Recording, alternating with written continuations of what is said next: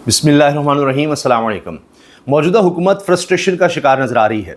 तभी तो हमने ये मनाज़र देखे हैं जो कुछ असम्बली में हुआ है। आप ही देखिए, अवामी हिमायत इसे हासिल नहीं है, कोई जवाज़ नहीं मिलता इनको तशद्दुद का, जबर का। जिस तरह से ये मुल्क चलाने की कोशिश कर रहे हैं, जिस तरह से बजट पास करवाया जा रहा है, जो कुछ इस वक्त हो रहा है एक आम आदमी के साथ, इनके पास कोई जवाज़, कोई जवाब नहीं है। जो आइन के साथ कर दिया, जो कुछ अदालतों में हो रहा है, तो लिहाजा जब सवाल होता है तो फिर इससे फ्रस्ट्रेशन जाहिर होती है, जिस तरह के ये जुमले कसते हैं, जिस तरह के जवाब देते हैं। इसी तरह आप देखिए कि वज़ीर कानून आज़म नज़ीर तारड़ ने इमरान खान उनकी अहलिया के बारे में जो अल्फाज इस्तेमाल किए हैं, जिस अंदाज से गुफ्तगू की है असम्बली के अंदर, फिर कहते हैं कि जी ये इमरान खान ने अखलाकियात का ये कर दिया, वो कर दिया। और ख़ुद देखिए, चाहे तलाल चौधरी हों, चाहे आबिद शेर अली, कितने इनके लोग हैं जिनके आप अंदाज़ देखिए, ज़ुबान देखिए। और अब तो वज़ीर कानून साहब ने हद कर दी है। मियाँ बीवी के बारे में जो गुफ्तगू की है वो मैं आपको सुनवा दूँगा।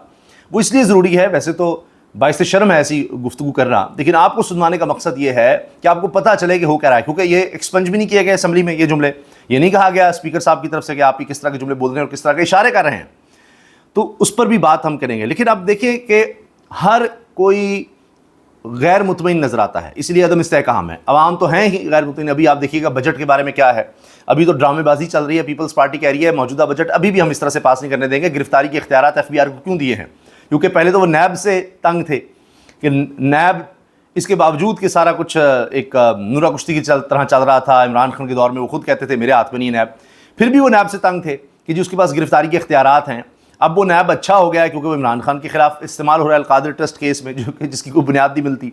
वरना ये कहते थे नैब और मुल्क एक साथ नहीं चल सकते। यहाँ तक था कि मियाँ नवाज शरीफ तो कहते थे कि जी वो करप्शन तो अब ठीक है, करप्शन को देखेंगे तो मुल्क नहीं चल सकता।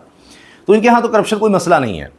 अब FBI को इख्तियार दिए गए हैं गिरफ्तारी के, इस पर इनको बड़ा इतराज़ है। हालांकि वो कहा जा रहा है कि नहीं, कोई 5 करोड़ से ज़्यादा का मसला होगा, फिर तीसरे नोटिस के भी जवाब नहीं आएगा, फिर गिरफ्तार करेंगे, फलां करेंगे, हमने उसमें चेंजेस किए हैं, नून लीग कह रही है। लेकिन पीपल्स पार्टी फिर भी नहीं मान रही। मगर ये आपको भी पता है, मुझे भी पता है, इस पर मेरे किसी तज्जिए की भी आपको ज़रूरत नहीं है कि सारी नूरा कुश्ती है। बिलावल कह चुके हैं और ऐसी इसी सख्त तकरीरें थी पीपल्स पार्टी की कुफ, और बिलावल ने आते ही कहा हम तो ये बजट पास करवाएंगे। सर के बाल इन्होंने करवाना है। ये एक फ़ोन कॉल की मार हैं। जो भी कहें आप, जितने भी इनसे बयानात दिलवा दें, ये कर देंगे, वो कर देंगे, गरीब पिस गया, फलां हो गया, नहीं, सब 2 नंबरियाँ हैं सब। मगर इनको फ्रस्ट्रेशन ये है कि अवाम को भी तो कुछ दिखाएं, इसलिए कहते हैं नहीं नहीं नहीं, अंदरों अंदरों खाई जो तो रौला पाई जो। वही बात जो यूसुफ ज़गिलानी ने की थी कि आप ड्रोन हमले करते रहें, हम मजम्मत करते रहेंगे। आप बजट लाते रहें, आप गरीब का इस्तेसाल करते रहें, आप माशी कत्ल करते रहें, हम उसकी मजम्मत करते रहेंगे, साथ साथ हम पास भी करते रहेंगे। हम एक हैं, नून लीग और पीपल्स पार्टी, कोई मसला ही नहीं है इसमें। लेकिन ऐसे से हम बोलते रहेंगे ताकि ऐसे लगे कि हाँ हाँ हम मुतमईन नहीं हैं, लेकिन वही जुमले हमारे पास होने चाहिए। जमहूरियत बचानी है, रियासत बचानी है। हालांकि ये इन्होंने आल माल ये सब कुछ बचाना है, करप्शन बचानी है। तो इस पर आप पीपल्स पार्टी कह रही जी हो FBI के इख्तियारात नहीं, ऐसे नहीं होना सकता। इस आगदार कह रहे हैं जी हम मना लेंगे, उनको पता मना ही लेंगे। तो ये एक्सप्रेस ट्रिब्यून पे खबर भी छपी हुई है। अब एक ऐसी ताकत, ऐसी क़ुव्वत मैदान में आ चुकी है कि मैं ये चैलेंज कर रहा हूँ हुकूमत को कि आप ज़रा आंसू गैस के शेल चलाएं, अब ज़रा इनके घरों में घुस कर दिखाएँ, इनको लापता करें, इनको उठाएँ, इनको उस तरह गिरफ़्तार करें जिस तरह से तहरीक इंसाफ के लोगों को किया गया था। तहरीक लब्बैक वो आ चुके हैं सड़कों पर, धरना दिया उन्होंने शेखुपुरा की अहम तरीन शाहराह पर, और वो कह रहे हैं हम यहाँ से नहीं उठेंगे जब तक कि उनके रहनुमा ताहिर सैफ़ी, उनको रिहा नहीं किया जाता। चीफ जस्टिस उस वक्त थे याया, अब याया खान साहब हैं, चीफ जस्टिस काजी फ़ाइज़ ईसा, उनके ख़िलाफ़ उन्होंने बड़ी सख्त तकरीर कर दी थी और उस पर ये तहरीक लब्बैक के रहनुमा को गिरफ़्तार किया गया था। ये हैं जी इनके डिस्ट्रिक्ट अमीर थे ताहिर सैफ़ी साहब, ये शेखुपुरा के इसके अंदर डिस्ट्रिक्ट होंगे। शेखुपुरा भाटी चौक में ये सारे इकट्ठे हो चुके हैं और वो कहते हैं कि जी ये 1 साल हो गया, अब इनको रिहा किया जाए। और इनके जो डिप्टी अमीर हैं पीर ज़हीरुल हसन शाह, उन्होंने कहा है कि अब हम तब तक यहाँ पर बैठेंगे जब तक ताहिर सैफ़ी को रिहा नहीं किया जाता। बड़ी तादाद में मोटरसाइकिल पर इनके कारकुन निकल रहे हैं, लोग निकल रहे हैं, रहनुमा आ रहे हैं, बैठे हुए हैं, बड़ी सख्त तकरीरें हो रही हैं। ना सिर्फ ये बल्कि उन्होंने पूरे मुल्क में कॉल दे दी है, पूरे मुल्क में कॉल दे दी है कि कारकुन तैयार हो जाएं। अब पता चलेगा अगर ये कारकुन पूरे मुल्क में निकलते हैं, ये उसी तरह से धरने देते हैं, तो क्या इनके घरों में भी छापे मारे जाते हैं, तोड़फोड़ की जाती है, इनके बच्चों को भी हिरासा किया जाता है, इनकी भी औरतों को हिरासा किया जाता है, इनके खिलाफ भी उसी तरह के मुकदमात बनते हैं, फिर उसके बाद साल चलते हैं, ज़मानतें नहीं होती। क्योंकि ये ज़रा और तरह की जमात है, इसको आपने लाइट नहीं लेना। और पूरे मुल्क में इन्होंने इलेक्शन भी लड़ा और वोट भी लिए, पूरे मुल्क में इनके लोग खड़े हुए, वोट भी लिए और अच्छे खासे वोट लिए। आने वाले वक्त में तो लगता है कि नून लीग से ज़्यादा वोट इनको मिल जाएंगे अगर फ्री एंड फेयर इलेक्शंस हो गए। तो ये हालात हैं। और भी कई जमातें हैं, क्योंकि नून लीग का तो अब खात्मा हो चुका है अवामी सतह पर, और हर दफ़ा इस तरह के इलेक्शन हो ही नहीं सकते, कभी हुआ नहीं है, पाकिस्तान की तारीख में नहीं हुआ जो झुर्रू इलेक्शन जिस तरह के हुए हैं। यानी अयूब खान साहब का भी रिकॉर्ड तोड़ दिया, ज़ियाउल हक का भी तोड़ दिया, परवेज़ मुशर्रफ का भी रिकॉर्ड तोड़ दिया है 8 फरवरी 2024 के इलेक्शंस ने। लेकिन ये सब लोग जिनके मैंने नाम लिए हैं, ये सारे डिक्टेटर्स सिर्फ एक ऐसा इलेक्शन करवा सके थे। अयूब खान ने एक ही इलेक्शन करवाया जिसमें मोहतरमा फातिमा जना को हरवाया, ज़ियाउल हक ने भी एक ही इलेक्शन अपनी ज़िंदगी में करवाया, और उसके बाद परवेज़ मुशर्रफ भी एक ही इलेक्शन 2002 का करवा सके झुर्रू, उसके बाद 2008 में उनके पास वो ताकत ना रही। तो ये वैसे तो इस तरह जो मौजूदा हालात हैं, जो भी निज़ाम चल रहा है, जिसके बारे में इमरान खान ने कहा जी तो टोटल मार्शल लॉ है, तो इसकी उम्र पाकिस्तान में तकरीबन 10 साल रही है, तकरीबन 10 साल। तो अगर हम वैसे देखें तो 3 साल इसको हो गए हैं। लेकिन आजकल मेरी असेसमेंट ये है, अगेला बेहतर जानता है कि अब तो T20 का दौर है, तो लोगों की बर्दाश्त कम होती थी, ख़त्म होती थी 4-5 साल के बाद। ये निज़ाम तो ऐसा है कि पहले दिन से ही लोग बाहर निकल आए थे। जब इमरान खान को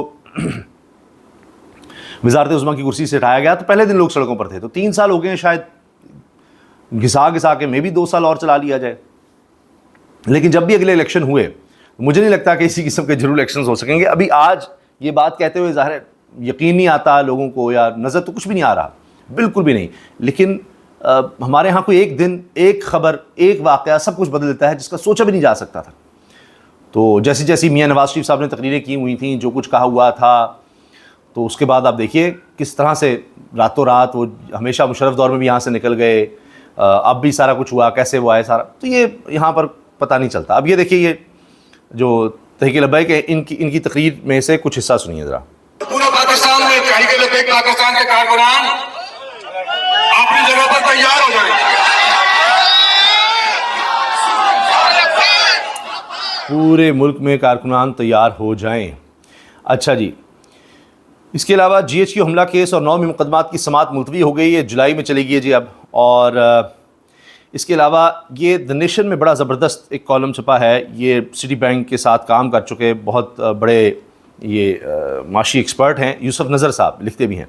इन्होंने कहा है कि 17 साल का बिला शर्त गैर, पिछले 17 साल का 2008 से अब तक का जो पीपल्स पार्टी का दौर है, ये बदतरीन दौर है। यहाँ पर ये कहते हैं हमने तालीम पर ख़र्च किया, लेकिन तालीम तबाह हो चुकी है सिंध में, हकीकत ये है।